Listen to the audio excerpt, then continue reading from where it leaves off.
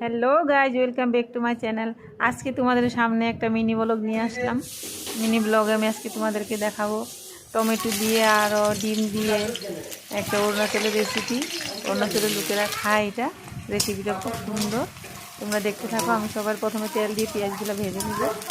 পেঁয়াজগুলো ভাজার পর, ভালোভাবে ভাজা হওয়ার পর আমি এখানটায় কাঁচা লঙ্কা দিয়ে দিব। কাঁচা লঙ্কাটা ভাজা হওয়ার পর আমি তারপর এখানে টমেটোগুলো ঢেলে দিব।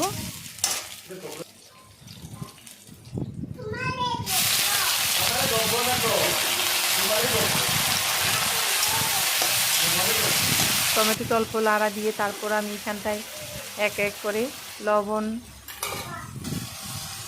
হলুদ, জিরার গুঁড়া, গরম মশলার গুঁড়া আমি একসাথে দিয়ে দিলাম। সব কিছু দিয়ে এখন আমি নাড়বো পুরো একদম।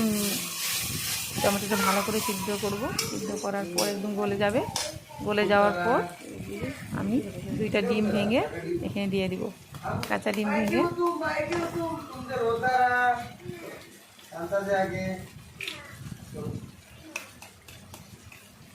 এক এক করে 2টা ডিম দিয়ে দিলাম আমি।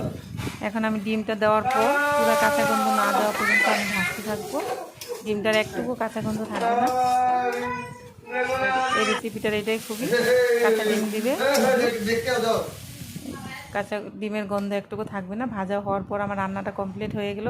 তোমাদের যদি ভালো লাগে তোমরা দেখো। আমার রেসিপিটা রান্না কমপ্লিট হয়ে গেল। দেখো তোমরা, ভালো লাগলে তোমরা লাইক সাবস্ক্রাইব করো প্লিজ।